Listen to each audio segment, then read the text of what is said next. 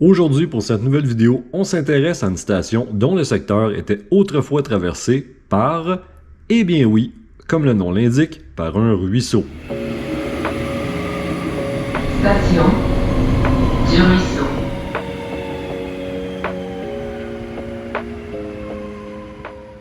Quand on voit le paysage de notre belle métropole aujourd'hui, on voit une ville avec beaucoup de routes et beaucoup de béton. Mais à l'origine, Montréal était une île traversée par plusieurs ruisseaux. Des dizaines de petits cours d'eau sillonnaient les collines, traversaient les boisés, longeaient les terres agricoles et rejoignaient tranquillement la rivière des Prairies au nord ou bien le fleuve Saint-Laurent au sud. Celui qui nous intéresse plus particulièrement aujourd'hui, c'est le ruisseau Rimbaud.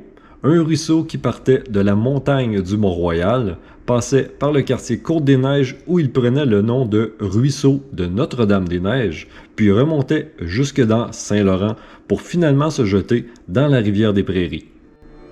Il portait le nom de Rimbaud en l'honneur de Pierre Rimbaud, qui était le propriétaire des terres où passait le ruisseau à l'époque.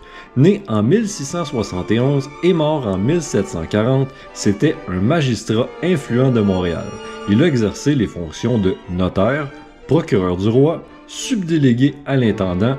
En bref, c'était un propriétaire foncier suffisamment important localement pour que son nom s'impose dans le paysage.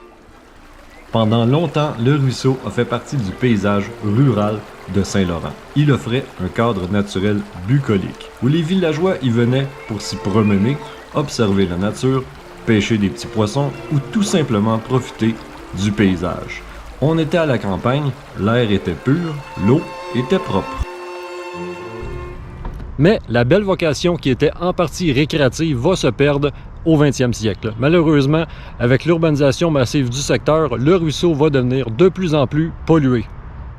Dans les années 50, les citoyens se plaignaient à cause des mauvaises odeurs. Et aussi, vu que le ruisseau était rendu assez marécageux à cette époque-là, il y avait beaucoup de moustiques.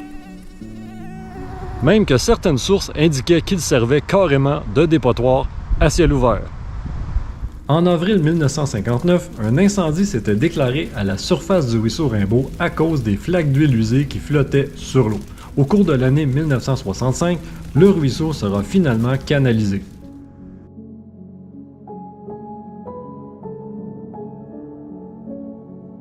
Dans l'édition du journal Le Devoir du 9 mars 1965, il était écrit « Un dangereux ruisseau disparaît à Saint-Laurent.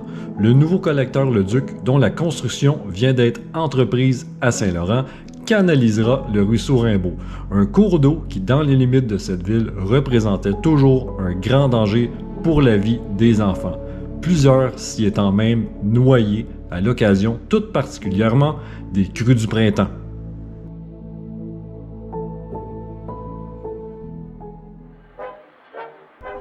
Déjà, dès 1918, la voie ferrée électrifiée passait au-dessus du ruisseau Rimbaud. Jusqu'au milieu des années 90, la gare Moncton va accueillir les bonnes vieilles locomotives électriques Box Cab et les modèles EMU Electric Multiple Unit au devant rouge du Canadien national.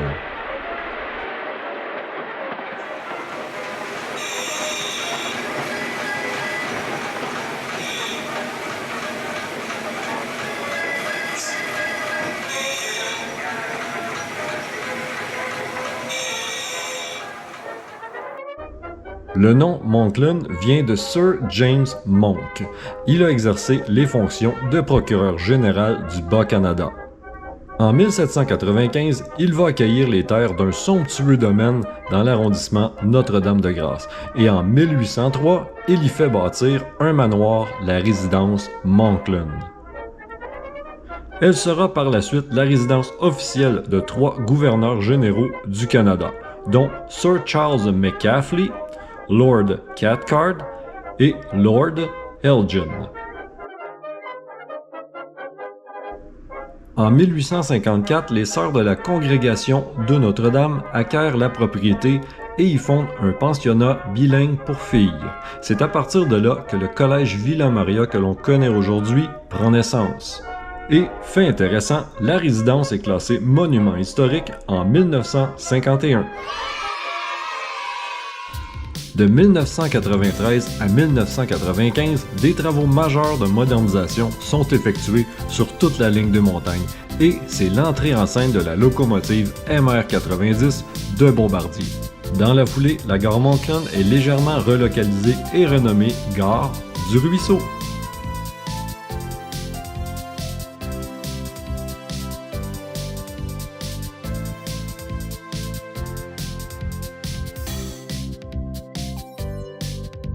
Et finalement, en 2020, la gare du Ruisseau est démolie et remplacée par la toute nouvelle station du REM.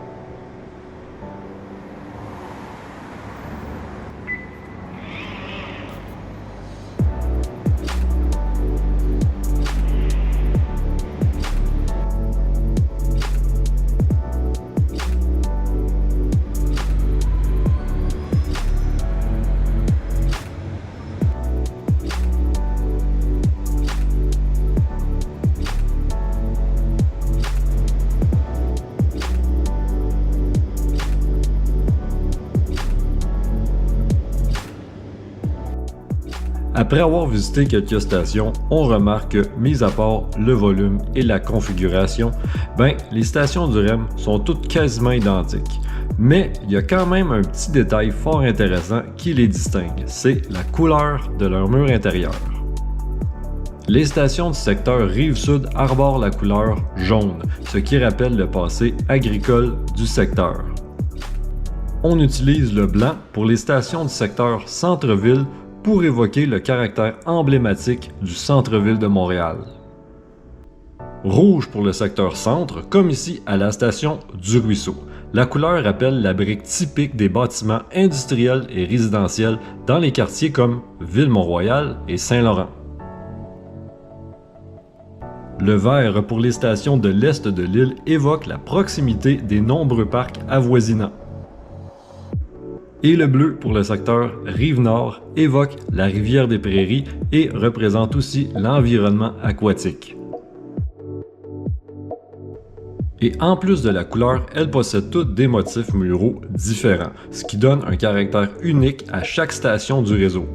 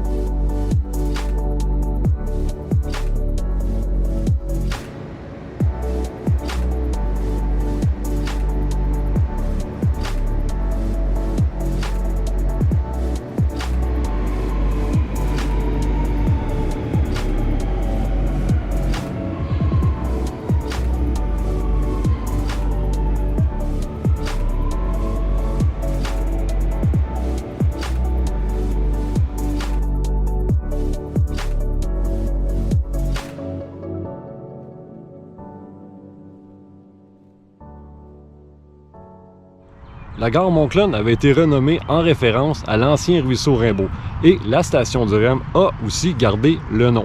Mais est-ce qu'il reste des endroits où le ruisseau conserve toujours son allure d'origine, même en 2026?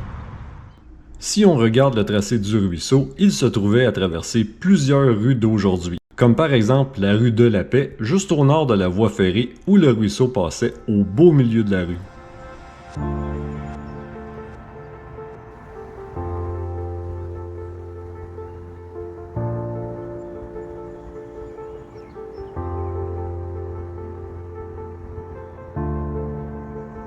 Mais même si le ruisseau Rimbaud n'existe plus dans le paysage, l'eau coule toujours, elle n'a pas disparu. Elle circule juste un peu plus bas, sous terre.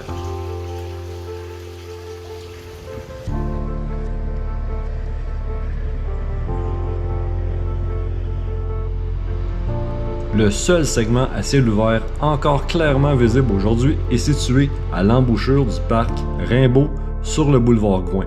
C'est là que l'eau ressort du réseau souterrain et se jette dans la rivière des Prairies.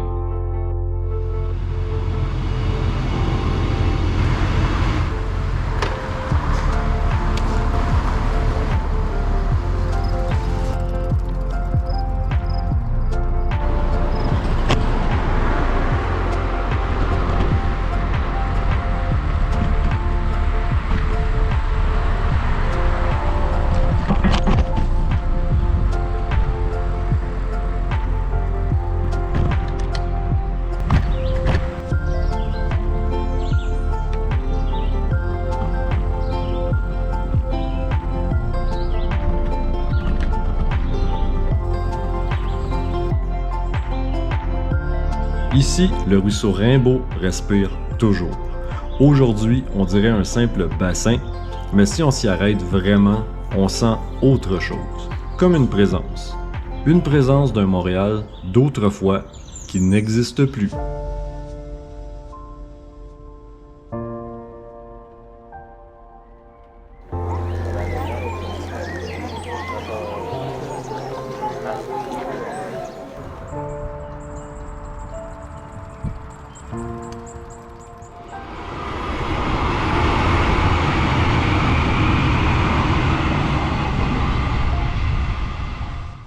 Maintenant, poussons un peu plus loin nos recherches sur les traces de l'ancien ruisseau. Donc on reprend le REM vers la station Édouard-Montpetit. Pour ensuite faire un transfert sur la ligne bleue du métro en direction de la station Côte-des-Neiges. Et de la station, on se dirige vers notre destination finale, le cimetière Notre-Dame-des-Neiges. Et pourquoi le cimetière? Eh bien ici, on a installé 2 bornes commémoratives du défunt ruisseau. Selon ce que j'ai trouvé comme information, les bornes ne sont pas très loin de l'entrée, sur la plaine du cimetière, près de l'angle des rues de Selle et du chemin Côte-des-Neiges. Alors, à la recherche de ces bornes.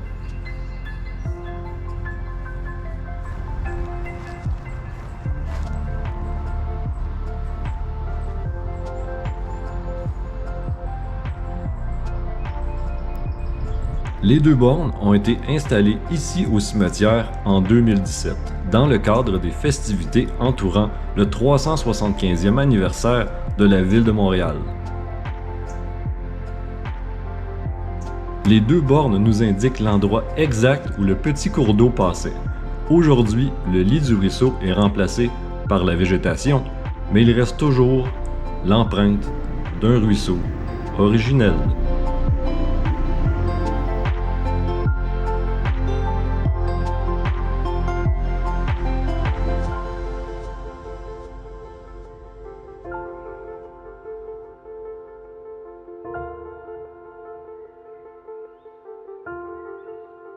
Montréal est une ville en constant changement. Les vieilles locomotives ont laissé place aux trains légers entièrement automatisés. Des autoroutes ont été construites pour accélérer la circulation. Et les nombreux ruisseaux qui traversaient la ville ont été canalisés, effacés du paysage. Moi, je pense qu'il est important de se rappeler qu'ils ont existé. Ici, à la station du ruisseau, l'ancien ruisseau Rimbaud continue de relier le Montréal d'hier à celui d'aujourd'hui. Et en fait, au final, c'est ça la beauté de l'endroit.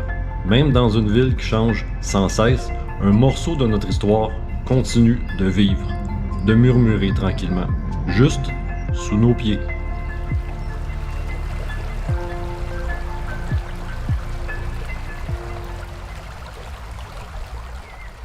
Alors voilà ce qui conclut ma vidéo sur la station du ruisseau. J'espère que ça vous a plu. Si oui, ben comme à l'habitude, laissez-moi un petit pouce en l'air, un petit commentaire, abonnez-vous à ma chaîne. Et puis moi, ben, je vous dis à la prochaine pour une autre capsule express métropolitaine.